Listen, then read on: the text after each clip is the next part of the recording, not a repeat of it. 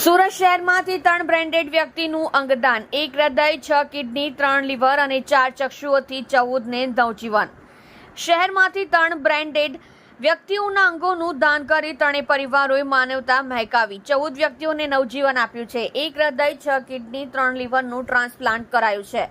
અલથાણના સુમન આશીષમાં રહેતા નવીનભાઈનું 5 મેના રોજ બ્રેન હેમરેજ થયા બાદ 24મીએ તબીબોએ તેમને બ્રેન્ડેડ જાહેર કર્યા હતા. ડોનેટ લાઈફ દ્વારા પરિવારને અંગદાનની પ્રક્રિયા અંગે માહિતી અપાઈ હતી. પરિવારની સંમતિ બાદ તેમની બંને કિડની, લીવર અને આંખોનું દાન કરાયું હતું, જેમનું ટ્રાન્સપ્લાન્ટ કરાયું હતું. બીજા બનાવમાં નવસારીના અડદા ખાતે રહેતા 66 વર્ષીય નારણભાઈ રણછોડભાઈ આહિર ગઈકાલ તારીખ 22 મેના બ્રેન હેમરેજ થયા બાદ બ્રેન્ડેડ જાહેર કર્યા હતા.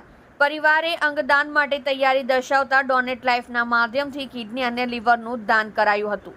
દાનમાં મેળવવામાં આવેલી 4 કિડની અને 2 લીવરમાંથી કિડનીઓનું અમદાવાદ અને ભરૂચમાં ટ્રાન્સપ્લાન્ટ અને લીવરનું મુંબઈના 63 વર્ષીય વૃદ્ધમાં કિરણ હોસ્પિટલમાં કરાયું હતું.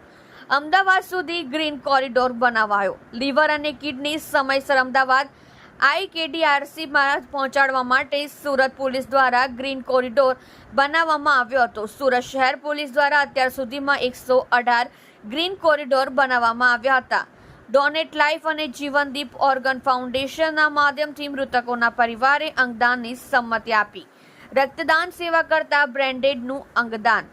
વરાછાની સ્વાતિ સોસાયટીમાં રહેતા 41 વર્ષીય આશીષ વિનુભાઈ સખિયા 30 વર્ષથી રક્તદાનની સેવા કરતા હતા. તેમની બ્રેનની સર્જરી બાદ તેમને બ્રેન્ડેડ જાહેર કરાયા હતા. જીવનદીપ ઓર્ગન ડોનેશન ફાઉન્ડેશનના વિપુલ તળાવિયા સહિતના સભ્યો દ્વારા પરિવારને અંગદાનનું મહત્વ સમજાવતા હૃદય, લીવર, કિડની અને ચક્ષુઓનું દાન કરાયું હતું. આપ જોઈ રહ્યા છો ગુજરાતની સૌથી પહેલા ખબર આપતી Surat Express news channel director Rajesh મંગલીની સાથે.